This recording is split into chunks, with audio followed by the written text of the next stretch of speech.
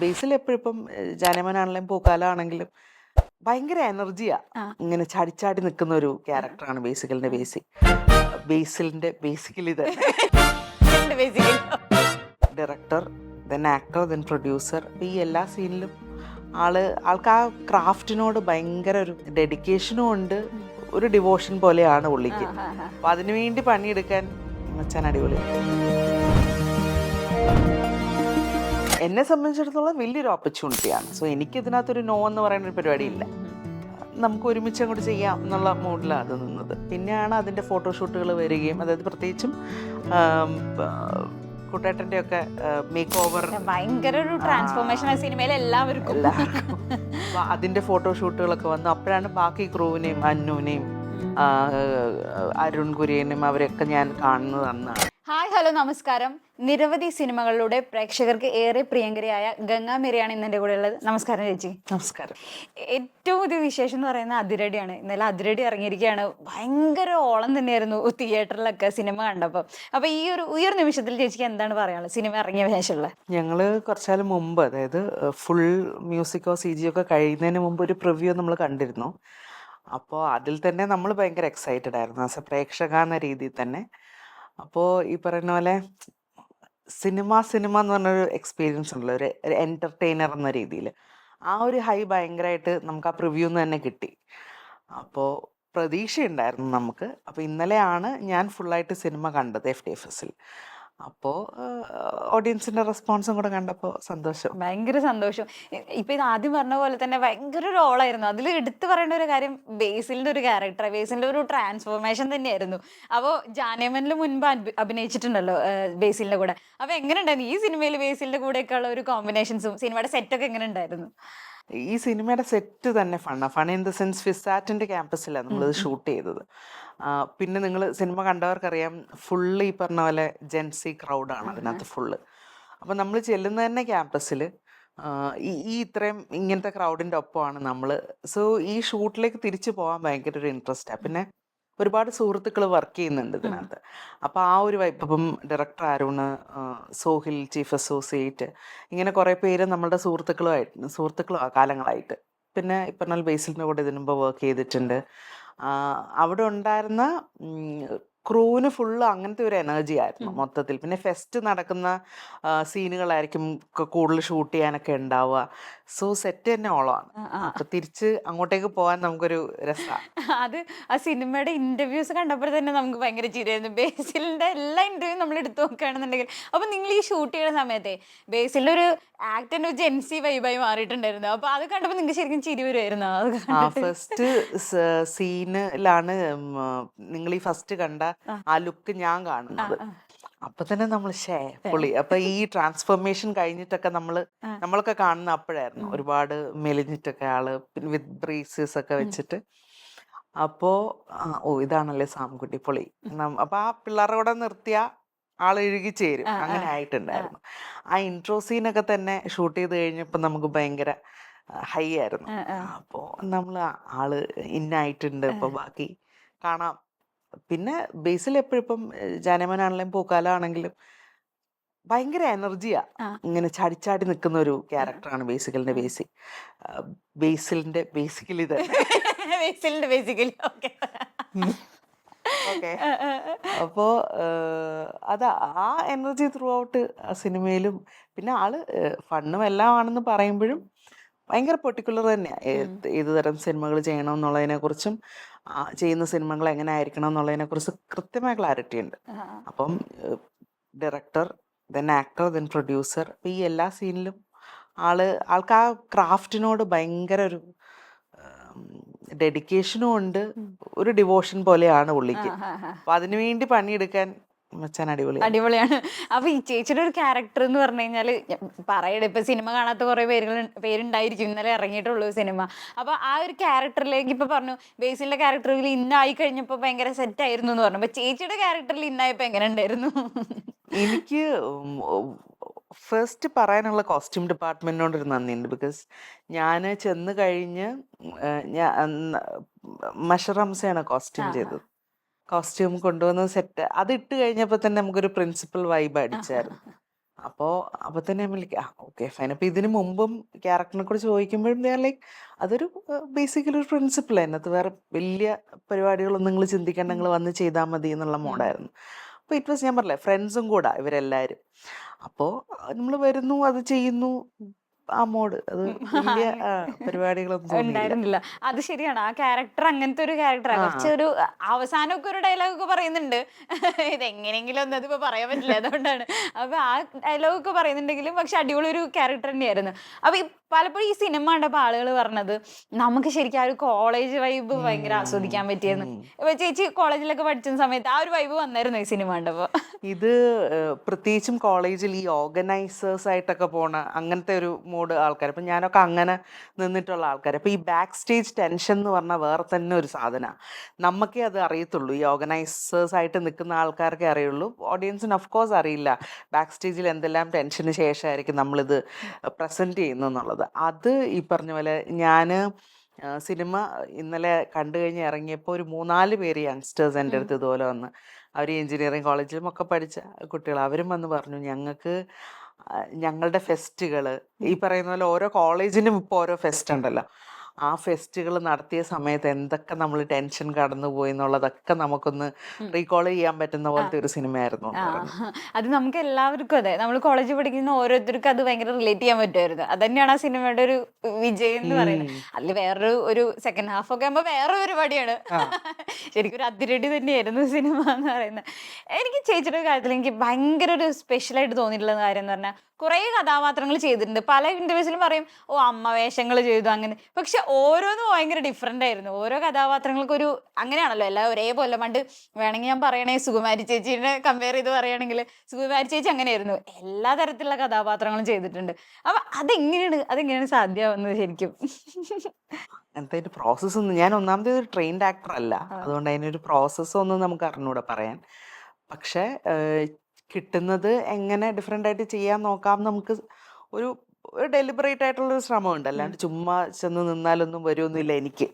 എനിക്കതിനകത്ത് ചിന്തിച്ചത് അളിയത് എന്ത് ചെയ്യാൻ പറ്റും എന്നൊന്ന് ആലോചിച്ച്, ഇത് അങ്ങനെ അല്ലെങ്കിൽ എന്നാൽ ഇത് ഈ മീറ്റർ ഒന്ന് പിടിച്ച് നോക്കാം എന്നൊക്കെ ചിന്തിച്ച് തന്നെ വരുന്നതാണ്. അല്ലാതെ ചുമ്മാ സ്വിച്ച് ഇട്ടാലൊന്നും വരൂല എനിക്ക്. ഞാൻ പറയണത് ഓരോരുത്തരുടെ പ്രോസസ്സ് ഓരോന്ന്. അപ്പോൾ അങ്ങനെ തന്നെ ഇരുന്ന് ഇപ്പം പൂക്കാലത്തിലൊക്കെ ആക്ച്വലി എനിക്ക് കുറച്ചുകൂടെ ഹെവി ആയിട്ടുള്ളൊരു കാര്യം കൂടെ ആയിരുന്നു. കാര്യം എൻ്റെ കൂടെ നിൽക്കുന്നവരെല്ലാം അവരുടെ പ്രായത്തിനുള്ള ക്യാരക്ടർ അതിന്, അപ്പോൾ അവർക്ക് അതിനുള്ളൊരു ജീവിതാനുഭവമൊക്കെ ഉണ്ടാവും. അപ്പോൾ ചിലപ്പോൾ നമുക്ക് ചെയ്യുന്ന ക്യാരക്ടർ ഈ പറഞ്ഞ ഒരു 50-60 ഒക്കെ ആയെങ്കിലും അത്രയും ജീവിതാനുഭവം ഒന്നുമില്ല. അപ്പോൾ ഞാൻ എനിക്കൊന്ന് പൂക്കാലത്തിൻ്റെ ഇടയ്ക്ക് ഞാൻ ഗണേശനോട്, ഡയറക്ടറോട് ഞാൻ ചോദിച്ചിട്ടുണ്ട്, അളിയാ ഇവരെല്ലാവരും മാച്ച് ചെയ്ത് ഞാൻ എങ്ങനെ നിൽക്കുമെന്നാണ് ഞാൻ വിചാരിക്കുന്നത്. അപ്പോൾ അതിനൊന്നും ഒരു സാരമില്ല, എല്ലാവരും അഭിനയിക്കല്ലേ, നീ അഭിനയിച്ചാൽ മതി. ഞാൻ പറഞ്ഞ നീ അങ്ങോട്ട് ചെയ്തവനായിട്ടുള്ള ഒരു കുഴപ്പമില്ല. അപ്പം ഈ പറഞ്ഞ ഡയറക്ടേഴ്സിന് ഒരു വലിയ റോളുണ്ട് എൻ്റെ കാര്യത്തിൽ. പ്രത്യേകിച്ചും ഒരു പോയിന്റിൽ മറ്റേ ലാസ്റ്റിലത്തെ പൂക്കാലത്തിൻ്റെ ലാസ്റ്റിൽ ടുവേർഡ്സ് എൻ്റെ ആ മരണമൊക്കെ പറയുന്ന ഒരു സീനിൽ ഞാൻ ട്രെയിൻഡ് ഔട്ട് ആയിരുന്നു. അത് ഞങ്ങളുടെ ഷൂട്ടിൻ്റെ സെക്കൻഡ് ലാസ്റ്റ് ഡേയിൽ എന്തോ ആണ് ഷൂട്ട് ചെയ്യുന്നത്. അപ്പോൾ അന്ന് ഞാൻ ഗണേശനോട് പറഞ്ഞിട്ടുണ്ട്, ആളി എൻ്റെ കയ്യിൽ നിന്ന് പോകുന്ന പോലെ എനിക്ക് തോന്നുന്നു, നീ ഒന്ന് ബ്രീഫ് ചെയ്യുമോ പ്ലീസ് എന്ന് പറഞ്ഞിട്ട് ഗണേശനെ വേറെ റൂമിൽ കൊണ്ടുപോയിട്ട് അത് ഫുള്ള് ബ്രീഫ് ചെയ്തിട്ടാണ് പിന്നെ നമ്മളത് ചെയ്തത്. പിന്നെ ചെയ്യാൻ പറ്റി, ശരിയാണ്. ചില സമയങ്ങളിൽ ഞാൻ പറഞ്ഞില്ല, ഈ പലരുടെയും കോൺട്രിബ്യൂഷൻ തന്നെയാണ്, അല്ലാതെ ഒറ്റയ്ക്ക് ഇതിങ്ങോട്ട് നടത്തിയെടുക്കൽ എൻ്റെ കാര്യത്തിൽ അങ്ങനെയല്ല സംഭവിച്ചത്. പ്രത്യേകിച്ച് ഡയറക്ടേഴ്സിന് ഒരു വലിയ റോളുണ്ട്, അവരെങ്ങനെ എക്സ്പ്ലെയിൻ ചെയ്തു തരുന്നു എന്നുള്ളത്. അതിന് ശരിക്കും അത് എല്ലാ കാര്യത്തിലും അത് ഇമ്പോർട്ടൻസ് തന്നെയാണ്. പിന്നെ അതുപോലെ ഈ ക്യാരക്ടറൊക്കെ എടുത്ത് നോക്കുമ്പോഴേ ചില സിനിമകളിലൊക്കെ എന്ന് പറഞ്ഞു കഴിഞ്ഞാൽ കോമഡി ആയിരിക്കും പറയുന്നുണ്ടാവുക, പക്ഷെ ആ ഫേസിലൊരു ഇതൊന്നും വലിയ എക്സ്പ്രഷൻ നമുക്ക് കാണുന്നില്ല, പക്ഷെ ആ കോമഡി ഭയങ്കരമായിട്ട് നമുക്ക് റിലേറ്റ് ചെയ്യാൻ പറ്റും ഭയങ്കരമായിട്ട്. അങ്ങനെ തോന്നാറുണ്ട്. ഈ പൂക്കാലത്തിലെ കഥാപാത്രം നല്ല രസമുള്ള ഒരു ക്യാരക്ടർ. അപ്പോൾ ആ ഒരു ക്യാരക്ടറിനെ പറ്റിയിട്ട് ഒന്ന് ഓർമ്മിച്ചെടുക്കാൻ പറ്റുമോ? ഗണേഷ് ആദ്യം വിളിച്ച് എനിക്ക് ഫുൾ സ്ക്രിപ്റ്റ് തന്നു വായിക്കാൻ അവരുടെ ഓഫീസിൽ തന്നെ. അപ്പം ഇത് കുറേ ഉണ്ട്. അപ്പം ഞാനിതിങ്ങനെ വായിച്ചുകൊണ്ടിരുന്ന അതിൻ്റെ ഒരു രസത്തിൽ ഇങ്ങനെ വായിച്ചപ്പോൾ ഇടയ്ക്ക് ADസിനെ ആരോ വിട്ട് നോക്കിയിട്ട് കഴിഞ്ഞില്ലേ, ഞാൻ കുറച്ചുകൂടെ സമയം തരും എന്ന് പറഞ്ഞാൽ അത് ഫുള്ള് വായിച്ച് കഴിഞ്ഞിട്ട് ഗണേഷ് ചോദിച്ചു വാട്ട് ഡു യു തിങ്ക്. ഞാൻ പറഞ്ഞു വാട്ട് ഡു യു തിങ്ക് എന്ന് ചോദിച്ചാൽ എനിക്ക് ഭയങ്കര ഹെവി ആയിട്ട് തോന്നുക, ഡു യു ട്രസ്റ്റ് മീ, അതായിരുന്നു എൻ്റെ ക്വസ്റ്റ്യൻ. അത് ട്രസ്റ്റ് എനിക്ക് ഉള്ളതുകൊണ്ടാണ് ഞാൻ അതും തന്നെ വിളിച്ചത്. ഗംഗയ്ക്ക് എന്താ തോന്നുന്നത്? ഞാൻ പറഞ്ഞ നിനക്ക് ട്രസ്റ്റ് നമുക്ക് എന്നെ സംബന്ധിച്ചിടത്തോളം വലിയൊരു ഓപ്പർച്യൂണിറ്റിയാണ്. സോ എനിക്ക് ഇതിനകത്തൊരു നോ എന്ന് പറയുന്ന ഒരു പരിപാടിയില്ല. നമുക്ക് ഒരുമിച്ച് അങ്ങോട്ട് ചെയ്യാം എന്നുള്ള മൂഡിലാണ് അത് നിന്നത്. പിന്നെയാണ് അതിൻ്റെ ഫോട്ടോഷൂട്ടുകൾ വരികയും, അതായത് പ്രത്യേകിച്ചും കുട്ടേട്ടൻ്റെ ഒക്കെ മേക്ക് ഓവർ ഭയങ്കര ഒരു ട്രാൻസ്ഫോർമേഷൻ ആ സിനിമയിൽ എല്ലാവർക്കും. എല്ലാവർക്കും അപ്പൊ അതിന്റെ ഫോട്ടോഷൂട്ടുകളൊക്കെ വന്നു. അപ്പോഴാണ് ബാക്കി ക്രൂവിനെയും അന്നുവിനെയും അരുൺ കുര്യനെയും അവരെയൊക്കെ ഞാൻ കാണുന്നത് അന്നാണ്. പിന്നെ ഈ പറയുന്ന ഞങ്ങളുടെ ഫാമിലി മെമ്പേഴ്സ് എന്ന് പറയുന്ന ആൾക്കാരൊക്കെ ഞാൻ അന്നാ കാണുന്നത്. ഇതിന്റെ ഒരു രസം എന്താന്ന് ചോദിച്ചു കഴിഞ്ഞാൽ ഫുൾ ആ സിനിമയിലെ ഒരു 90% സീനുകളിലും ഞങ്ങൾ എല്ലാവരും ഉണ്ട്. അപ്പോൾ ഷൂട്ടിനും ഞങ്ങൾ എല്ലാവരും ഒരുമിച്ച് വരുന്നു. അപ്പോൾ ഇതൊരു ഒരാഴ്ചയൊക്കെ കഴിഞ്ഞപ്പോഴത്തേക്കും നമ്മൾ തന്നെ ക്യാരക്ടേഴ്സിന്റെ പേരായി അങ്ങോട്ടും ഇങ്ങോട്ടും വിളിക്കുന്നത് എന്നൊക്കെ പറഞ്ഞ മോഡില്. അപ്പൊ അതുകൊണ്ട് തന്നെ ആ ഒരു ബോണ്ടിങ് ഉണ്ട്. എനിക്ക് ആദ്യം ഈ ഫാമിലി ട്രീ മനസ്സിലാക്കാൻ കുറച്ച് സമയം എടുത്തായിരുന്നു. ഒരു ദിവസം ഫുൾ ഇരുന്നിട്ട് വരച്ച് ഇവിടുന്ന് തുടങ്ങി ഓക്കെ ഇപ്പൊ സെറ്റ്. അപ്പൊ അത്രയും പേരുണ്ട് അതിനകത്ത്. രണ്ടാമത് സ്ക്രിപ്റ്റ് വാങ്ങിച്ചാൽ ഒരു തലേന്ന് ഇരുന്ന് ഞാൻ ഫുള്ള് മറ്റേ വരച്ച് ഓക്കെ. കാര്യം നമ്മൾക്ക് ഈ പറഞ്ഞ ആൾക്കാരെ കണ്ടു കഴിഞ്ഞപ്പോ ഈ പേരുകൾക്ക് മുഖങ്ങളായി എന്റെ മനസ്സിൽ.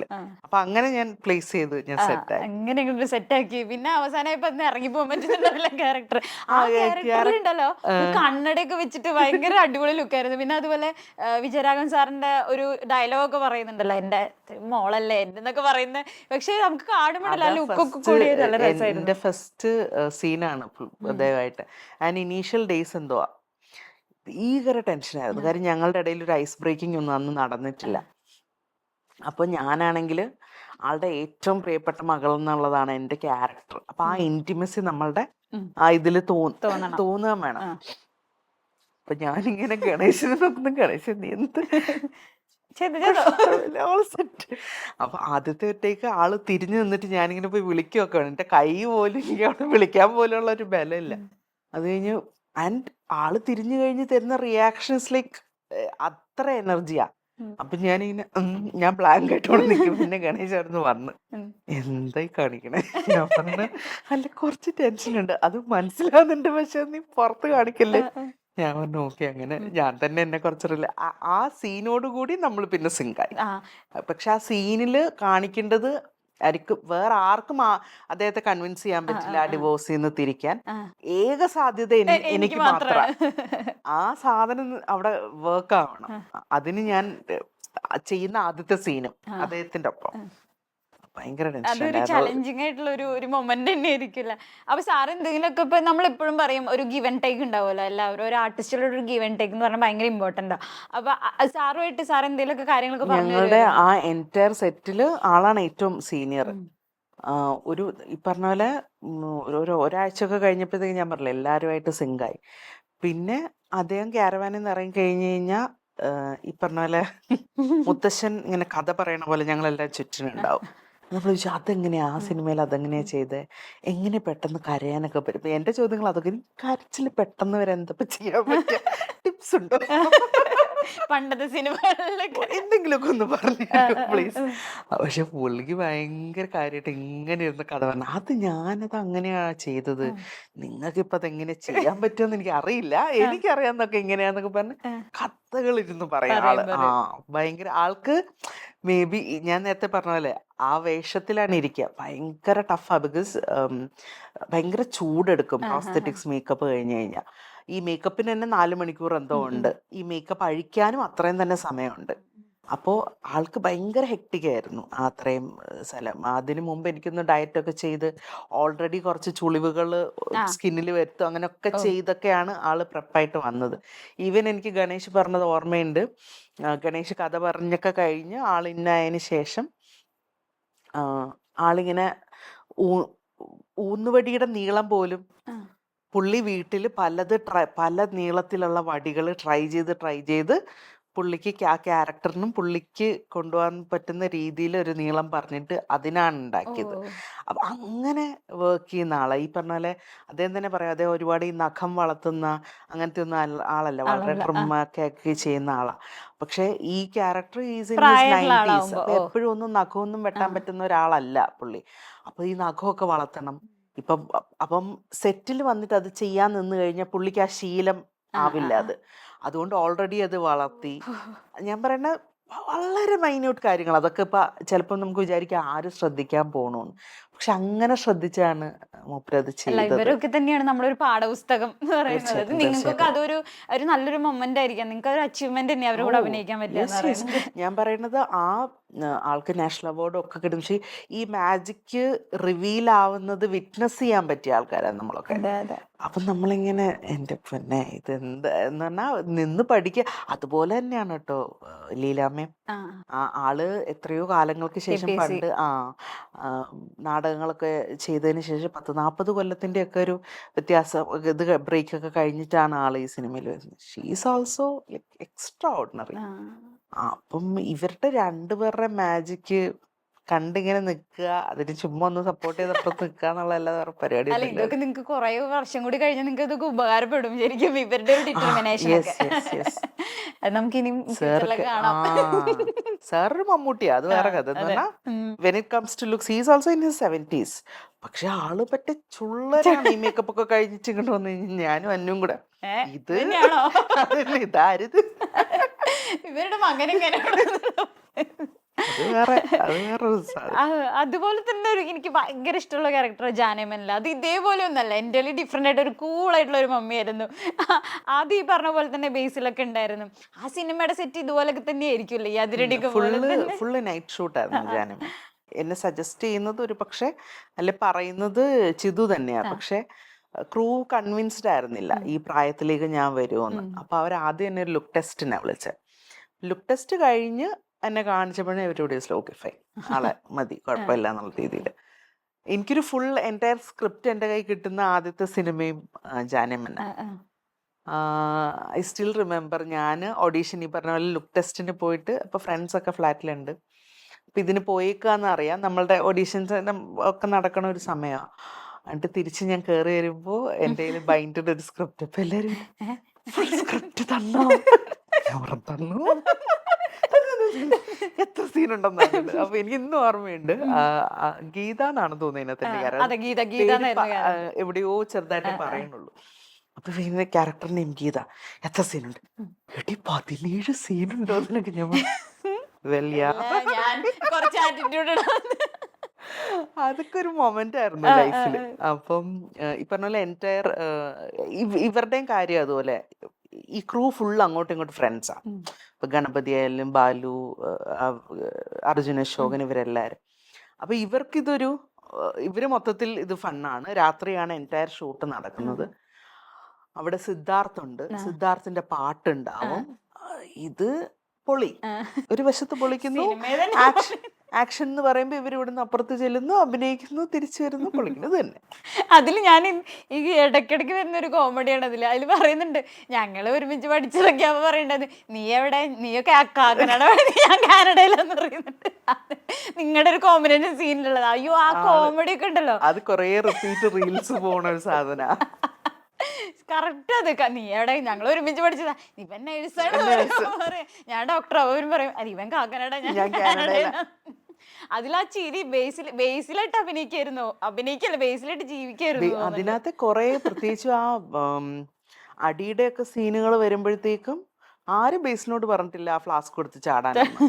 മൂപ്പരപ്പുറത്തൊരു ഫ്ലാസ്ക് ഉണ്ട്, അപ്പോഴത്തേക്ക് അതെടുത്ത് ചാടുക, എല്ലാം he was the one who was doing. Improvisations full അതിനകത്ത് ചെയ്തത് ബേസിലാണ്. ഇതെല്ലാം കഴിഞ്ഞിട്ട് ആണ് നമ്മൾ ആ ഇമോഷണൽ ബാലുവിന്റെയും ബേസിലിന്റെ ആ ഒരു ഇമോഷണൽ ടോക്ക് വരുന്നത്. അത് ആ അടിയുടെ അവിടുത്തെ പരിപാടികൾ ഫുള്ള് എനിക്ക് തോന്നുന്നു ഡയറക്ടേഴ്സ്, പ്രത്യേകിച്ച് നമ്മൾ കാണുന്നതാണ്, ഡയറക്ടേഴ്സ് ആക്ടേഴ്സ് ആയിട്ട് മാറുമ്പോ തന്നെ അല്ലെ level of performance. May be they know ആ ഫ്രെയിമിൽ അത് എങ്ങനെയായിരിക്കും വരിക എന്നുള്ളതോ, ആ സെൻസും കൂടെ ഉള്ളത് കൊണ്ട് ഭയങ്കരമായിട്ട് ഭാഗ്യം എന്ന് പറഞ്ഞു കഴിഞ്ഞാല് അത്രയും നല്ല നല്ല സിനിമകളുടെ ഭാഗമാവാൻ പറ്റി എന്നുള്ളതാ. അതായത് കുറെ സിനിമകൾ ചെയ്യുന്നേക്കാളും കൂടുതൽ അത്ര നല്ല സിനിമയുടെ ഭാഗമാവാൻ പറ്റുക എന്നാണ് വലിയൊരു കാര്യം. അത് ശരിക്കും പറയുന്ന ഒരു കാര്യം തന്നെ. പിന്നെ ഇപ്പൊ പറഞ്ഞല്ലോ ഈ ക്യാരക്ടറിൽ ഇപ്പൊ വിജയരാഘവൻ സാറിന്റെ കാര്യം പറഞ്ഞ പോലെ ക്യാരക്ടർ ഇന്നാവാൻ വേണ്ടിയിട്ടൊക്കെ പറയുമല്ലോ. അപ്പൊ സാധാരണ ചേച്ചി എങ്ങനെയാണ് ചെയ്യാറുള്ളത്? അല്ലെങ്കിൽ നമ്മളിപ്പോ ഒരു ആ കണ്ണട ഒക്കെ വെച്ച് കഴിഞ്ഞാൽ നമ്മൾ ഈ ഒരു ക്യാരക്ടറായി അങ്ങനെ തോന്നാറുണ്ട് എപ്പോഴെങ്കിലൊക്കെ ഒരു മൊമെന്റ്? പ്രോസസ് അങ്ങനെ ഡിഫൈൻ ചെയ്യാൻ മാത്രം എനിക്ക് മനസ്സിലായിട്ടില്ല. ആ. ആം, ഈ പറഞ്ഞ പോലെ കോസ്റ്റ്യൂം നമ്മളെ ഹെൽപ്പ് ചെയ്യാറുണ്ട്. ഇതെല്ലാം കഴിഞ്ഞ് ഒരു എൻറ്റയർ ലുക്ക് ഉണ്ടല്ലോ, നമ്മളുടെ സാധാരണമല്ലാത്ത നമ്മുടെ വേറൊരു ലുക്ക് കാണുമ്പോഴത്തെ അതൊരു ഹെൽപ്പിംഗ് ഫാക്ടറാണ്. ഉം. പിന്നെ ഓഫ് കോഴ്സ് ഞാൻ എപ്പോഴും ശ്രമിക്കാറുണ്ട് സ്ക്രിപ്റ്റ് ഒന്ന് നേരത്തെ ആ. കിട്ടുകയാണെങ്കിൽ എന്നുള്ളത്. അപ്പം ഞാൻ സ്ക്രിപ്റ്റ് വായിക്കാറുണ്ട്. അത് മൈറ്റ് ബി ഹെൽപ്പ് ചെയ്യുന്നുണ്ടായിരിക്കും ഒരു സൈഡ്. പിന്നെ ഏറ്റവും കൂടുതൽ ഡയറക്ടർ എങ്ങനെ അത് ബ്രീഫ് ചെയ്യുന്നു എന്നുള്ളത് ഉം. ഭയങ്കര ഇമ്പോർട്ടൻ്റ് ആണ്. നമ്മൾ ആ ഒരു സാധനം വായിച്ച് നമ്മൾ കൺസീവ് ചെയ്യുന്നത് ഒരു തരത്തിൽ, പക്ഷേ ഡയറക്ടറിന്റെ വിഷനാണല്ലോ ഉം. At the end of the day ആ അതെ സിനിമ. അതെ അതെ. അപ്പോൾ ഡയറക്ടേഴ്സ് അതെങ്ങനെ ബ്രീഫ് ചെയ്യുന്നു, അതിനകത്ത് എനിക്ക് ഈ സീനകത്ത് ഇന്നതാണ് വേണ്ടതെന്ന് ഉം. പറയുന്നതാണ്. എൻ്റെ പ്രോസസ്സിൽ എനിക്ക് തോന്നുന്നു ഞാൻ ഏറ്റവും കൂടുതൽ ടേക്ക് അവേ എടുക്കുന്നത് അവരുടെ കയ്യിൽ ആ നിന്നാണ്. ആ ആ ബാക്കി പരിപാടികളൊക്കെ നടക്കും. ഞാൻ പറഞ്ഞ സ്ക്രിപ്റ്റ് ഞാൻ നേരത്തെ ആ. വായിക്കാനൊരു ശ്രമം നടത്തും. കാര്യം നമ്മുടെ ക്യാരക്ടർ മാത്രമല്ല, മൊത്തത്തിൽ സിനിമ എന്താണ്, കഥ എന്താണ്, ബാക്കി ക്യാരക്ടേഴ്സ് എന്താണ്, അവർ നമ്മളുമായിട്ടുള്ളൊരു നമ്മുടെ സിങ്കുകൾ ക്യാരക്ടർ എങ്ങനെയാണ് മാത്രം പറഞ്ഞിട്ട് പറഞ്ഞിട്ട് കാര്യമില്ലല്ലോ, കാര്യമില്ലല്ലോ. അവരുമായിട്ട് അപ്പൊ നമ്മൾ എങ്ങനെ ആവുന്നുള്ളതുണ്ട്. അതൊക്കെ ഒന്ന് ഞാൻ ആ ശ്രമിക്കാറുണ്ട്. ആ അത് അത് ഇത്രയൊക്കെ അങ്ങനെയാണ്. തന്നെ. അല്ല, ഇനിയും അതിനുള്ള സമയമുണ്ടല്ലോ, കുറെ സിനിമ പഠിച്ചു പഠിച്ചു വരാം. ശ്രമിക്കാറുണ്ട്. ഏതെങ്കിലും ഇഷ്ടമാണ് വർക്ക്ഷോപ്സുകളൊക്കെ അറ്റൻഡ് ചെയ്യാത്. ഈ പറഞ്ഞ പോലെ ബക്കറ്റ് ലിസ്റ്റിലുള്ള കുറച്ച് വർക്ക്ഷോപ്സ് ഉണ്ട് താനും, പക്ഷെ അങ്ങനെ ഇന്റൻസീവ് ആയിട്ടൊന്നും ചെയ്യാൻ ശ്രമിക്കാൻ ഇതുവരെ പറ്റിയിട്ടില്ല. ഉം. മറ്റേ സമയമുള്ളപ്പോൾ പൈസ ഉണ്ടാവില്ല, പൈസ ഉണ്ടായപ്പോൾ സമയം ഉണ്ടാവില്ല, രണ്ടുള്ളപ്പോൾ ചിലപ്പോൾ കോഴ്സ് ഉണ്ടാവില്ല. അതെ. അല്ല, കാലങ്ങളായിട്ട് ഈ അമ്മ കഥാപാത്രങ്ങളൊക്കെ ചേഞ്ച് ആയിക്കൊണ്ടേയിരിക്കുക. പണ്ട് എന്നൊക്കെ പറയുമ്പോൾ ചിലപ്പോൾ കാണാൻ ചിലപ്പോൾ അമ്മമാരുടെ ലുക്കൊന്നും ഉണ്ടാവണമെന്നൊന്നുമില്ല, ചിലപ്പോൾ നരപ്പിച്ചൊക്കെ ഇട്ടിട്ടുണ്ടാവുമായിരിക്കാം. പിന്നെ കുറച്ചുകൂടി സുകുമാരി ചേച്ചിയുടെ ആ ഒരു കാലഘട്ടം വന്ന സമയത്ത് എല്ലാ തരത്തിലുള്ള പല പല തരത്തിലുള്ള അമ്മമാരുടെ ക്യാരക്ടർ വന്നു തുടങ്ങി. ഇപ്പോഴും അതിപ്പോൾ എന്ന് പറഞ്ഞു കഴിഞ്ഞാൽ കുറച്ചുകൂടി നാച്ചുറൽ ആയിട്ടുള്ള ആക്ടിങ്. ഒരു അമ്മ എങ്ങനെയായിരിക്കണം ഒരു വീട്ടിൽ നമ്മൾ കാണുമ്പോൾ, ഈ അമ്മ നമ്മുടെ വീടിൻ്റെ ഉള്ള ഒരു അമ്മയാണ്, അല്ലെങ്കിൽ നമ്മുടെ അടുത്ത വീട്ടിലുള്ള അമ്മയാണെന്ന് തോന്നണല്ലോ. അപ്പൊ അതൊക്കെ എങ്ങനെയാണ് ചെയ്യുന്നതെന്നാണ് ഞാൻ ചോദിച്ചത് കൂടുതൽ. അതെനിക്കൊന്ന് ബേസിക്കലി കാലങ്ങൾ മാറുമ്പോൾ അതിനനുസരിച്ച് നമ്മുടെ വാല്യൂ സിസ്റ്റം മാറുന്നുണ്ട്. ഉം. ആ വാല്യൂ സിസ്റ്റം മാറുന്നതനുസരിച്ച് ഈ പറയുന്ന പോലെ ഒരു ടിപ്പിക്കൽ അമ്മ എന്ന് പറയുന്ന ഒരു കാര്യം നമ്മൾ എങ്ങനെയാണോ സങ്കല്പിച്ച് വെച്ചേക്കുന്നത്, അതല്ലാത്ത അമ്മമാര് ബേസിക്കലി നമ്മുടെ ചുറ്റുപാടും ഉണ്ട്. എല്ലാ ഉം. അമ്മമാരും വളരെ മറ്റേ സോഫ്റ്റ് ആൻഡ് അങ്ങനെയൊന്നും അല്ല. എൻ്റെ അമ്മയൊക്കെ ഭയങ്കര സ്ട്രിക്റ്റും നല്ലത് തരും. ആ. അപ്പൊ അങ്ങനെയുള്ളവരൊക്കെ ഉണ്ടെങ്കിലും, പക്ഷെ നമ്മളൊരു ഫ്രെയിം വർക്കിനകത്ത് ആദ്യമേ ആക്കി വെച്ച് പോയത് കൊണ്ടാണ്. ഉം. അത് ബ്രേക്ക് ചെയ്യാനാണല്ലോ ഇപ്പൊ ഫുള്ള് ശ്രമിക്കുന്നത്. ഉം. ആ ശ്രമങ്ങളുടെ ഭാഗമായിട്ടും കൂടെയാണ് നമുക്ക് റിലേറ്റ് ചെയ്യാൻ പറ്റുന്ന ഉം. പോലത്തെ അമ്മമാരും കൂടെ ആ വരുന്നത്. അതെ. ഇപ്പൊ കുറച്ചും കൂടെ കൂൾ അമ്മമാരാണ് കൂടുതലും, പണ്ടത്തെ പോലെ അല്ല. ഇപ്പൊ പേരന്റിങ് ഇപ്പൊ ഡിഫറെന്റ് ആണല്ലോ. അതെ. നമ്മളെ വളർത്തിയ പോലെ ഇപ്പൊ നമ്മുടെ അടുത്ത തലമുറ നമുക്ക് വളർത്താൻ പറ്റില്ല. ആ. അവര് കൃത്യമായ ചോദ്യങ്ങൾ ചോദിക്കുകയും ഗിൽട്ട് ട്രിപ്പ് ഒന്നും അവരെ ചെയ്യാൻ ഉം. പറ്റില്ല ഉം. നമുക്ക്. ഉം. അപ്പോൾ നമ്മുടെ പേരന്റിങ് മാറും. അപ്പോൾ പേരന്റിങ് സ്റ്റൈൽ മാറുമ്പോൾ ഒബ്വിയസ്ലി ആസ് എ മദർ നിങ്ങൾ മാറും. ഉം. നിങ്ങൾക്ക് ആ ടിപ്പിക്കൽ കൺവെൻഷണൽ രീതിയിൽ നിന്നാൽ ഇത് വർക്കൗട്ട് അതെ. ആവൂല. അതും അപ്പൊ ശരിയാണ്. എന്ത് ചെയ്യാൻ പറ്റും? അല്ല, പണ്ടത്തെ കുറെ സിനിമ ഇപ്പൊ കാണുമ്പോ പറയാം, ഇതൊക്കെ പല കഥാപാത്രങ്ങൾ പറയുമല്ലോ, അയ്യോ ഇതെന്താ അമ്മമാരാ. പക്ഷെ ഇപ്പൊ ഇനി കുറെ കാലം കഴിഞ്ഞാൽ പിള്ളേർ പറയും ഇതെന്താ അമ്മമാരാന്ന് പറയും. ഞാൻ ഈ അടുത്ത് ഏതോ ഒരു വീഡിയോ, ഒരു കുട്ടി ജെൻ ആൽഫയാണ് ആ കുട്ടി. ആ കുട്ടിയുടെ ജെൻസീസിനെ കുറിച്ച് എന്താണ്, ദേ ആർ ഓൾഡ്. ഓക്കേ. അപ്പൊ അതാണ് അതിന്റെ ഒരു ട്രാക്ക്. അതാ അപ്പൊ അതാ മില്ലേനിയൽസ് ദേ വെരി ഓൾഡ്. 90s പറയുമ്പോ ഇനി ഇവരില്ലാന്ന് തന്നെ പറയും ചിലപ്പോ. ആ ഒരു അതൊക്കെ ആറ്റിറ്റ്യൂഡാണ്. അതാണ് ഇപ്പത്തെ സിനിമകളെ ഇനിയും ജഡ്ജ് ചെയ്യാൻ തുടങ്ങും കുറെ വർഷം കഴിയുമ്പോ, അതൊക്കെ ഉറപ്പായിട്ടും. അങ്ങനെ ഇവോൾവ് ആവണം. അതെ അതെ അതല്ലാണ്ട് ഒരിടത്ത് സ്റ്റക്കായിട്ട് നിൽക്കുമ്പോഴാണ് നമുക്ക് ഗ്രോത്ത് ഇല്ലാത്തത്. അതെ. ഇത് ഇവോൾവ് ആവുക തന്നെ വേണം. വേണം വേണം. അത്രേ ഉള്ളൂ. അതുപോലെ തന്നെ ഈ ഗംഗ മീര എന്നുള്ള ഒരാള്, അവര് ഏറ്റവും കൂടുതൽ ആളുകൾ ശ്രദ്ധേയമായിട്ട് അല്ലെങ്കിൽ ആളുകൾ എപ്പോഴും പറയുന്ന ഒരു ക്യാരക്ടർ ഉണ്ടായിരിക്കുമല്ലോ, അങ്ങനെ പറയുകയാണെങ്കിൽ ഏതായിരിക്കും സിനിമ ഇത്രയും കാലം ചെയ്ത സിനിമ? മുക്കാലം തന്നെ ആയിരിക്കും. ആ. എല്ലാവർക്കും എൻ്റെ ഫ്രണ്ട്സിനും ഒക്കെ ഉം. ഞാൻ ബേസിക്കലി കുറച്ച് ഫൺ ബബ്ലി അങ്ങനത്തെ ഒരു നേച്ചറാണ് ഉം. എന്നെ. അതല്ലാത്ത എന്നെ കണ്ടത് അവരും വിളിച്ച് പറയണത് പൂക്കാലം തന്നെയാണ്. ആണ്. ബാക്കിയുള്ളടത്ത് ഒരു പക്ഷേ നീ അത് ചെയ്യുമെന്ന് നമുക്കറിയാം എന്നൊരു സാധനം ഉണ്ടാവും. ഉം. ഇത് പക്ഷെ അങ്ങനെ ആയിരുന്നില്ല അവർക്ക്. അല്ല, എന്നാലും ഈ സിനിമ ഇപ്പൊ നമ്മുടെ നാച്ചുറൽ ക്യാരക്ടർ ആയിരിക്കില്ലല്ലോ സിനിമയിൽ ഓൾസോ വരുന്നത്. പലർക്കും ഇഷ്ടമുള്ള വേറൊന്നാണ് ആൻഡ്രോയിഡ് കുഞ്ഞ്. ആൻഡ്രോയിഡ് കുഞ്ഞപ്പൻ. അതെ. അത് കുറെ പേർക്ക് ഇഷ്ടം. അതിലൂടെ ഞാൻ വരായിരുന്നു. ആൻഡ്രോയിഡ് കുഞ്ഞപ്പനിലെ ക്യാരക്ടർ ഇതേപോലെ തന്നെ, അതൊരു വേറെ ഡിഫറെന്റ് ക്യാരക്ടറും ഡിഫറെന്റ് സിനിമയും അതെ, കൂടിയായിരുന്നു. അത് ഇറങ്ങിയപ്പോ പലരും വിചാരിച്ചിരുന്ന ഏതോ നോർത്ത് ഇന്ത്യൻ ആളാണ് അത് ചെയ്തതെന്ന. ആ. അത് പിന്നീടാണ് അവര് മലയാളിയാണെന്നൊക്കെ പറഞ്ഞപ്പോ ആൾക്കാർക്ക് അത് മനസ്സിലായത് ഓ തന്നെ. ഓ ഓ അങ്ങനെ ഉണ്ടായിരുന്നു ആ അല്ലേ? കാര്യം ഹിന്ദിയുടെ ഡയലക്ട് ഹരിയാന അങ്ങടായിരുന്നു ഉണ്ടല്ലേ? ഹരിയാന അതായത് ആ സിനിമയില് അവർ കാസ്റ്റ് ചെയ്തേക്കുന്ന മെയിൻ ഈ 3 പേരല്ലാത്ത ബാക്കി എല്ലാവരും പയ്യന്നൂരുകാരാ, കണ്ണൂരുകാരെന്നല്ല പയ്യന്നൂരുകാരാ. ആ വീട് സുരാജേട്ടൻ്റെ വീടായിട്ട് കാണുന്ന വീടിന്റെ പരിസരങ്ങളിലുള്ള ആൾക്കാരാണ് കൂടുതലും ഞാനവിടെ ഓഡീഷനിലൊക്കെ. അപ്പം ഒരു പക്ഷേ പയ്യന്നൂരുകാരി ഒന്നും അല്ലാത്ത എന്നെ എടുത്തത് പോലും ഫസ്റ്റ് ഓഡീഷൻ എന്നെ ചെയ്തതിന് സെക്കൻഡ് റൗണ്ട് എന്നെ വിളിച്ചത് ഈ കംപ്ലീറ്റ് ഹിന്ദി ഡയലോഗ് നിങ്ങൾ എങ്ങനെ പറയുന്നു എന്ന് ഞങ്ങൾക്ക് അറിയണം എന്നുള്ളത് കൊണ്ട് തന്നെ. അപ്പൊ എനിക്ക് ഹിന്ദി കംഫർട്ടബിളാ. അപ്പൊ അത് ഞാൻ പറഞ്ഞത് കൊണ്ടാണ് ലൈക്ക് ഓക്കെ ഡയലക്റ്റും വലിയ കുഴപ്പമില്ല. അല്ലെങ്കിൽ കാര്യം രതീഷ് ബാലകൃഷ്ണൻ പൊതുവെ രതീഷ് ചേട്ടനൊക്കെ ബോംബെയിലൊക്കെ ഒരുപാട് വർക്ക് ചെയ്തിട്ടുള്ള ആളാണ്. അപ്പോൾ സിനിമ ഇറങ്ങി കഴിയുമ്പോൾ ആൾക്കാർ സ്വാഭാവികമായിട്ട് വിചാരിച്ചത് രതീഷേട്ടന് പരിചയമുള്ള ഏതോ നോർത്ത് ഇന്ത്യൻ. പക്ഷെ എങ്ങനെയാണ് അത് സംഭവിച്ചത്? അല്ല ഇപ്പൊ ഫ്രണ്ട്സ് ഒക്കെ പറയുമല്ലോ, ഇപ്പൊ അങ്ങനെ പറയാറുണ്ടോ? ഇപ്പൊ നമ്മൾ നാച്ചുറൽ ആയിട്ടുള്ള ക്യാരക്ടർ സിനിമയിൽ വരുമ്പോ വേറൊരാളായി മാറാറുണ്ടെന്നൊക്കെ ആളുകൾ പറയാറുണ്ടോ? ഈ പറയണ എന്നെ ഭയങ്കര അടുത്തറിയാവുന്നവർക്ക് നമ്മുടെ മാനറിസംസും ഒബ്വിയസ്ലി മനസ്സിലാവും ചിലയിടത്തൊക്കെ. അല്ലാത്തത് ഞാൻ പറഞ്ഞില്ല, ഇപ്പം ആൻഡ്രോയിഡോ അല്ലെങ്കിൽ ആർക്കറിയാം, പിന്നെ ഈ പറഞ്ഞ പോലെ പൂക്കാലം ഇങ്ങനത്തെ ഇതിലാണ് നീ ഇതും ചെയ്യുമല്ലേ എന്ന സാധനം വന്നത്. മറ്റേതൊക്കെ ഇത് ഞങ്ങൾ ഫ്ലാറ്റിലൊക്കെ കാണുന്ന കോപ്രായം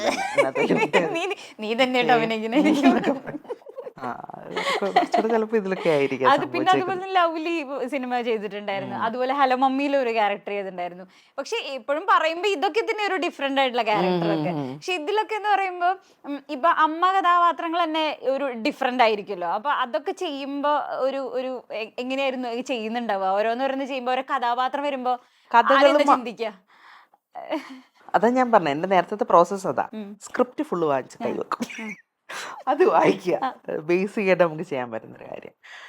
ദെൻ ഈ പറയണ ഈ ഒരു ക്യാരക്ടറായിട്ട് ബാക്കിയുള്ളവരുടെ ഒരു ബോണ്ട് എന്താണ്, ഒരു കെമിസ്ട്രി എന്താണ്, ഇങ്ങനത്തെ പരിപാടികൾ കുറച്ച് മനസ്സിലാക്കാൻ ശ്രമിക്കുക. കുറച്ച് ചോദ്യങ്ങൾ ഒത്തിരി ചോദിക്കും നമ്മൾ. പിന്നെ ഈ പറഞ്ഞ പോലെ ഡയറക്ടേഴ്സിന്റെ ബ്രീഫിങ് എങ്ങനെയാണെന്നുള്ളത് എന്നെ സംബന്ധിച്ചിടത്തോളം വളരെ ഇമ്പോർട്ടൻ്റ്. അത് നടക്കാറുണ്ട്.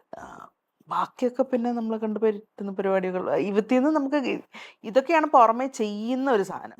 ബാക്കി അവിടെ സംഭവിക്കുന്നൊക്കെ അല്ല ഇതൊന്നും ഏതെങ്കിലുമൊക്കെ രണ്ടു മൂന്ന് ചെയ്യാൻ പറ്റാതിരുന്നിട്ടുണ്ട് എപ്പോഴെങ്കിലും? ഇതെല്ലാം പ്രോസസ്സും വരണല്ലോ. ഇനീഷ്യൽ ഡേയ്സിലൊന്നും നമുക്ക് ഫുൾ സ്ക്രിപ്റ്റ് ഒന്നും കിട്ടൂലല്ലോ. അപ്പം ഈ പറയണ അറിയാവുന്ന പരിപാടി വെച്ച് ചിലപ്പോൾ നമ്മളൊരു ബാക്ക് സ്റ്റോറി ഒക്കെ ഉണ്ടാക്കും. നമുക്ക് നിങ്ങളുടെ 5 മിനിറ്റ് പരിപാടിക്കാണ് നിങ്ങൾ വരുന്നത്, അതിനകത്ത് നിങ്ങൾ ഇങ്ങനെയൊക്കെയാണ്, ഇതാണ് നിങ്ങളുടെ ഡയലോഗ്സ് പരിപാടികൾ. മുക്കാലും സാധനങ്ങൾ ഓഡീഷൻ ചെയ്തിട്ട് തന്നെ ആയിരിക്കും കിട്ടിയിട്ടുണ്ടാവുക. അപ്പൊ അവത്തിൽ തന്നെ ഒരു തവണ 1-2 തവണ അവർ പെർഫോം ചെയ്യിപ്പിച്ചിട്ടുണ്ടാവും നമ്മളെ കൊണ്ട്. അപ്പൊ അവിടെ അവർ പറയും നമുക്കത് ഇങ്ങനെയല്ല, നമുക്കത് ഇങ്ങനെയും ചെയ്ത്. അപ്പൊ അവിടെ തന്നെ കുറച്ച് ബ്രീഫിങ് നമുക്ക് കിട്ടി. പിന്നെ ബാക്കി കുറച്ച് ബാക്ക് സ്റ്റോറീസ് എന്തെങ്കിലുമൊക്കെ നമ്മൾ തന്നെ കുറച്ച് ഉണ്ടാക്കി വെക്കും. അങ്ങനെയൊക്കെ ആയിരിക്കും അത് വർക്കാവുക. അല്ല ഇപ്പൊ നേരത്തെ ഇംപ്രവൈസേഷന്റെ കാര്യം പറഞ്ഞിരുന്നു. അങ്ങനെ എന്തെങ്കിലുമൊക്കെ ഇംപ്രവൈസേഷൻ ചെയ്യാൻ പറ്റിയുള്ള ഒരു അവസരം ഉണ്ടായിട്ടുണ്ടോ? എങ്ങനെയാണ്? എല്ലാ സിനിമകളിലും അതിനുള്ള സാധ്യതകളുണ്ട്. പക്ഷെ ഞാൻ ഇപ്പോഴും കൈൻഡ് ഓഫ് എൻ ആംബിവേർട്ട്. ഞാൻ ഭയങ്കര എക്സ്ട്രോവേർട്ട് ആയിട്ടുള്ള ഒരാളല്ല. അപ്പോൾ ഇനീഷ്യൽ ഡേയ്സിൽ ഞാൻ സ്ക്രീൻ പോലും നോക്കുന്നത് എനിക്ക് ഒരു പ്രയാസമായിരുന്നു. ഡയറക്ടർ ഒക്കെ പറയാൻ നമ്മൾ പിന്നെ അതിനപ്പുറം ഒന്നും പറയുന്നില്ല. ഇപ്പം ഞാൻ ചെറുതായിട്ട് സ്ക്രീനൊക്കെ ഒന്ന് നോക്കും, അതൊന്നുകൂടെ ഒന്ന് ചെയ്തോട്ടെ എന്ന് ചോദിക്കും. ചിലത് നമുക്ക് തന്നെ ഇഷ്ടപ്പെടില്ല, ഇതെന്ത് ആണ് കാണിച്ചു വെച്ചേക്കുന്നത്. ഞാൻ പറഞ്ഞ ഒരു ടൈം കൂടെ അത് പറയാൻ നമുക്ക് എല്ലാവർക്കും സ്വാതന്ത്ര്യമുണ്ട് ആക്ച്വലി. പക്ഷെ നമ്മളുടെ ചില അനാവശ്യമായ പേടികൾ കാരണം നമ്മൾ ചോദിക്കാത്ത കാര്യം. നിങ്ങൾക്ക് നേരത്തെ ടേക്കിനേക്കാൾ ഒരു ബെറ്റർ ഒരു സാധനം കൊടുക്കാനുള്ളപ്പോഴായിരിക്കും ഒന്നുകൂടെ പോകാമെന്ന് ഒരു ആർട്ടിസ്റ്റ് പറയും. അത് ഒരു ഫിലിം മേക്കറെ സംബന്ധിച്ചിടത്തോളം വളരെ വെൽക്കമിങ് ആയിട്ടൊരു സാധനം തന്നെ. അത് പറയാൻ പറ്റും. നമ്മൾ പറയാൻ ആ ഒരു ധൈര്യം ചിലപ്പോൾ എല്ലാവർക്കും ഉണ്ടാവില്ല എന്നുള്ളതാണ്. അല്ല ചില സിനിമകളിലൊക്കെ ഇപ്പൊ കറക്റ്റ് ആ സ്ക്രിപ്റ്റിൽ തന്നെ ചെയ്യണം എന്നുള്ളതുണ്ടാവും ചില ഡയറക്ടേഴ്സിന് ഒരു വളരെ പെർട്ടിക്കുലർ ആയിട്ടുള്ള ഡയറക്ടേഴ്സിന് ഞാൻ വർക്ക് ചെയ്തിട്ടില്ല ഇതുവരെ. ദേ വിൽ ബി ലൈക്ക് എന്താ പറയാ, ഇതാണ് കോണ്ടന്റ്, നിങ്ങൾക്ക് വരുന്ന ഡയലോഗും ഇതാണ്, നിങ്ങൾക്ക് കുറച്ചൊക്കെ ഫ്ലെക്സിബിലിറ്റി അതിനകത്ത് കൊണ്ടുവരാം. അങ്ങനെയായിരുന്നു. അപ്പൊ ഈ ഒരു ജോലിയൊക്കെ ചെയ്തിരുന്നു ഞാൻ അറിഞ്ഞിരുന്നു. അപ്പൊ ഇപ്പൊ തിരുവല്ലയിൽ വരുന്നത്. ജോലിയൊക്കെ കഴിഞ്ഞ ശേഷം സിനിമയിലോട്ട് വരണം എന്ന് തോന്നിയത് എപ്പോഴായിരുന്നു ഒരു മൊമെന്റ്? ഞാൻ PG പഠിക്കുമ്പോൾ, ഞാൻ ഡിഗ്രിക്ക് പഠിക്കുമ്പോഴും ആദ്യമായിട്ടൊരു നാടകമൊക്കെ ചെയ്യുന്നത്. ഭയങ്കര റെസ്പോൺസ് ആയിരുന്നു. അപ്പം അന്നൊക്കെ എനിക്ക് മനസ്സിലാവുന്നുണ്ട്, like I am very happy ഞാൻ സ്റ്റേജിലാകുമ്പോൾ അല്ലെങ്കിൽ പെർഫോം ചെയ്യുമ്പോൾ. പക്ഷെ ഇതൊരു കരിയറായിട്ട് കൊണ്ടുപോകാനുള്ള ധൈര്യമൊന്നും അല്ലെങ്കിൽ വീട്ടിൽ പറയാം അതൊന്നുമില്ല. അത്യാവശ്യം സ്റ്റുഡിയസ് ആയിട്ടുള്ള ഒരാളും കൂടെ ആയിരുന്നു. അപ്പോൾ PGക്ക് പോണ്ടിച്ചേരിയിലാണ് പഠിക്കുന്നത്. അവിടെ പഠിച്ചുകൊണ്ടിരിക്കുമ്പോൾ അവിടെ പെർഫോമിംഗ് ആർട്സ് ഡിപ്പാർട്ട്മെന്റ് ഉണ്ട്. ഡ്രാമ, MA ഡ്രാമ അതൊക്കെ പഠിക്കുന്ന ആൾക്കാരുണ്ട്. അപ്പം ഞാൻ കൂടുതൽ സമയം അവിടെ ആയിരിക്കും സ്പെൻഡ് ചെയ്യുക. അപ്പം വീട്ടിൽ നിന്നും ദൂരത്താണല്ലോ, അപ്പം നമ്മുടെ ഇഷ്ടത്തിന് കുറച്ച് കാര്യങ്ങളൊക്കെ ചെയ്യാം. അതും കഴിഞ്ഞ് ആ ഒരു സമയത്തൊക്കെ ആയപ്പോഴായിരുന്നു അമ്മയുടെ മരണമൊക്കെ. അപ്പം അതും കൂടെ വന്നു കഴിഞ്ഞപ്പോഴത്തേക്കും പിന്നെ ഞാൻ വേറൊരു ബോംബും കൂടെ കൊണ്ട് എനിക്ക് വീട്ടിൽ ചെല്ലാൻ പറ്റുന്ന ഒരു സാഹചര്യമായിരുന്നില്ല. അപ്പൊ പിന്നെ എനിക്ക് തോന്നിയൊരു ഐഡിയ, ഒരു ജോലി ഉണ്ടെങ്കിൽ നമുക്ക് കുറച്ചുകൂടി ഒരു ഡിസിഷൻ പവർ വരുമല്ലോ. അപ്പോൾ പിന്നെ ഓഫ് കോഴ്സ് ഒരു ജോലി കിട്ടി. ജോലി കിട്ടിക്കഴിഞ്ഞ് കുറച്ച് ഐ ഗസ് ഒരു 1-2 വർഷം കഴിഞ്ഞപ്പോഴാണ് ഞാൻ പറയണത്. അപ്പോഴത്തേക്കും കല്യാണാലോചന പരിപാടിയൊക്കെ ഞാൻ പറഞ്ഞു, അമ്മച്ചാനെ അങ്ങനെയല്ല, ഇങ്ങനൊരു പരിപാടി ഉണ്ട്, പ്രശ്നം. എൻ്റെ വീട്ടുകാർ പണ്ടും അങ്ങനെ ഭയങ്കര സ്ട്രിക്റ്റോ അങ്ങനെ ബഹളം ഉണ്ടാക്കുന്ന മനുഷ്യരൊന്നും അല്ല. ഓഫ്കോഴ്സ് അവർക്ക് ടെൻഷനും കൺസേണും ഉണ്ടായിരുന്നു. ദേവരിലേക്ക് ഞങ്ങൾക്ക് ഒരു തരത്തിലും ഹെൽപ്പ് ചെയ്യാൻ പറ്റുന്ന ഒരു കാര്യമല്ല നീ വന്ന് പറയുന്നത്. അപ്പൊ എന്താണെങ്കിലും അതിന്റെ റിസ്ക്കും അതിന്റെ വഴിയൊക്കെ നീ കണ്ടുപിടിച്ചാലേ പറ്റുള്ളൂ. അത് പറ്റുമെങ്കിൽ പിന്നെ ഞങ്ങൾ പറയുന്ന കേൾക്കില്ല എന്നുള്ളത് കൊണ്ട് അതുകൂടി ഉണ്ട്. എന്തായാലും ഇത് ചെയ്തോ, ഞങ്ങൾ അത് അച്ഛന് കൃത്യമായിട്ട് അറിയാൻ. പിന്നെ പറഞ്ഞ അനുസരിക്കില്ലല്ലോ, പിന്നെന്താ എന്നാലും സിനിമ ഇറങ്ങിയപ്പോഴാണ് മനസ്സിലായത്, ഓ ഇത് പറഞ്ഞാലും കാര്യം ഉണ്ടെന്ന് മനസ്സിലായതല്ലോ അവർക്ക്. അവരുടെ ഫാമിലിയുടെ റെസ്പോൺസ് എങ്ങനെ ഉണ്ടായിരുന്നു ആദ്യമായിട്ട് സിനിമ ചെയ്തപ്പോ? ആദ്യത്തെ സിനിമ എനിക്ക് ഇന്നും ഓർമ്മ. അതിനകത്ത് ഞാൻ ഒരു 10 സെക്കൻഡ് മറ്റേ ഉള്ളൂ. അപ്പൊ അച്ഛനൊക്കെ കൊണ്ട് കാണിക്കുകയും ചെയ്യുന്ന, അച്ഛനൊക്കെ ഫസ്റ്റ് റോയിൽ ഇരുന്ന് കണ്ട് കുറെ സിനിമ ഇറങ്ങി. അച്ഛൻ ചോദിച്ചു, നീ എവിടെ? ഞാൻ പറഞ്ഞല്ലേ അച്ഛനോട് തുമ്മാനൊന്നും പാടില്ല. അച്ഛൻ തുമ്മി ഒഴിക്കാൻ പോയി. തുമ്മൽ, മുഖം തുടയ്ക്കൽ, മൂക്ക് ചീറ്റൽ, ഇതൊന്നും ചെയ്യാൻ പാടില്ല. ഒരു മിനിറ്റ് ഒക്കെ ഉണ്ടാവുള്ളൂ. കണ്ടിട്ടില്ല എന്നെ. അച്ഛൻ പറഞ്ഞോ, ഇതാണോ നീ സിനിമ അഭിനയിക്കുന്നത് പറഞ്ഞത്? നീ എന്ത് പറഞ്ഞിട്ട് എന്നെ കൊണ്ടുവരുന്നത്? എന്നെ കണ്ടില്ല. അങ്ങനെയായിരുന്നു തുടക്കം. നല്ലൊരു റെസ്പോൺസ് ആയിരുന്നു ആദ്യം തന്നെ. അല്ല പിന്നെ കൂടുതലൊക്കെ അത്യാവശ്യം പിന്നെ ഉണ്ടായിരുന്നു. അല്ല അപ്പൊ വിചാരിച്ചിട്ടുണ്ടോ, ഓ ഇപ്പൊ കുഴപ്പമില്ല, ഇപ്പൊ ഇനി എന്താ ചെയ്തല്ലേ പോന്നു ഷൂട്ടെന്നൊക്കെ പറഞ്ഞിട്ടുണ്ട്. ശരി ചെയ്തോ? അല്ല ശരിക്കും എല്ലാവർക്കും കിട്ടുന്നതെന്നല്ല ഇങ്ങനത്തെ ഒരു റെസ്പോൺസ്. എല്ലാരും നമ്മൾ ആദ്യം സിനിമ ചെയ്യുമ്പോ ഓ നല്ല പ്രൗഡായി, ആദ്യം തന്നെ ഇങ്ങനെയാണ് കിട്ടിയത്. അച്ഛൻ ജാനമൻ കണ്ടു കഴിഞ്ഞപ്പോ, ജാനമനാണല്ലോ പിന്നെ നമ്മളൊരു ത്രൂ ഔട്ട് കഥാപാത്രം. അപ്പൊ ജാനമൻ കണ്ടു കഴിഞ്ഞാൽ ഞാൻ ചോദിച്ചു അച്ഛനെ വിളിച്ചിട്ട്, അച്ഛാ സിനിമ കണ്ടോ, എങ്ങനെയുണ്ട്? നിനക്ക് ഒരു തുണിയുള്ളൂ ഇതിനകത്ത്. ആ മനുഷ്യന് മനസ്സിലായിട്ടില്ല അതൊരു രാത്രിത്തെ കഥയാണെന്ന്. ഞാൻ എന്ത് പറയും? ഇനി ഇത്രയും സിനിമ ചെയ്തിട്ട് ഇനി പറഞ്ഞു കൊടുക്കണോ? ഇപ്പൊ അതിരടി ഉണ്ടായിരുന്നോ? ഇല്ല. ഇനി എന്താണോ? അല്ല അത് കേൾക്കാൻ എനിക്കൊരു ആഗ്രഹമുണ്ട്, എന്താന്ന് പറഞ്ഞത്. വൻ കോമഡിയാ. ഇന്നലെയും ചോദിക്കണ്ടായിരുന്നു, മൂപ്പർക്ക് അറിഞ്ഞൂടാ അങ്ങനെ സിനിമകളെ കുറിച്ചപ്പോ. ജാനമൻ ഇറങ്ങുന്ന സമയത്ത് ക്യൂരിയസ് ആണ് എല്ലാവരും, അവളുടെ ഒരു ത്രൂ ഔട്ട് സിനിമ എന്തോ വരുന്നുണ്ട്. അപ്പൊ അച്ഛൻ ചോദിച്ചു, ആരാ ഇതിനകത്ത് നായകൻ ആരാന്ന് ചോദിച്ചു. അപ്പൊ ഞാൻ പറഞ്ഞു, അപ്പൊ എനിക്ക് അച്ഛൻ അറിയാവോ ഇവരൊക്കെ എന്ന് എനിക്കും അറിഞ്ഞൂടാ. അപ്പൊ ഞാൻ പറഞ്ഞു, ബേസിൽ ജോസഫ് അറിയില്ല. അപ്പൊ എനിക്ക് ക്യൂരിയോസിറ്റി, അപ്പൊ ആരൊക്കെ അറിയാമല്ലോ. അപ്പൊ ഞാൻ ടോബിനോ തോമസ് അറിയില്ല. ഞാൻ പറഞ്ഞു, ആസിഫ് അലി, അതാണോ മമ്മൂട്ടിയുടെ മോൻ? സന്തോഷമായി എനിക്ക്. അതാണോ ഞാൻ. എന്റെ റിയാക്ഷൻ കണ്ടപ്പോ മച്ചാനോട് എന്നിട്ട്, എടി ജയസൂര്യ കഴിഞ്ഞ് വന്നവരൊന്നും എനിക്ക് അറിയത്തില്ലടി. കുഴപ്പമില്ല, പക്ഷെ ഒന്ന് പഠിച്ചോ. ഭാവിയിൽ ഇനി ആരാവുന്നൊന്നും പറയാൻ അല്ല ശരിക്കും പറഞ്ഞു കഴിഞ്ഞാല് അല്ല സപ്പോർട്ട് ഉണ്ടല്ലോ, അത് തന്നെയാണ് ഏറ്റവും വലിയ കാര്യം. ഫാമിലിയുടെ സപ്പോർട്ട് തന്നെ ഉള്ളതുകൊണ്ട് തന്നെയാണ് ഇത്രയും നല്ല കഥാപാത്രങ്ങൾ ചെയ്യാൻ പറ്റുന്നത് തന്നെ. അപ്പൊ ഇനിയും മലയാള സിനിമ എന്നല്ല, ഇപ്പൊ മലയാള സിനിമ മാത്രമൊന്നുമല്ല, എല്ലാ പാൻ ഇന്ത്യൻ ലെവലിലോട്ടാ പോണത് മലയാള സിനിമ തന്നെ. അപ്പൊ എല്ലാ സിനിമകളും നല്ല സിനിമകളുടെ ഭാഗമാകാൻ കഴിയട്ടെ, നല്ല നല്ല കഥാപാത്രങ്ങൾ ചെയ്യട്ടെ എന്ന് ഞാൻ ആശംസിക്കുകയാണ്. വളരെയധികം ചേച്ചി, താങ്ക് യു. Okay, by.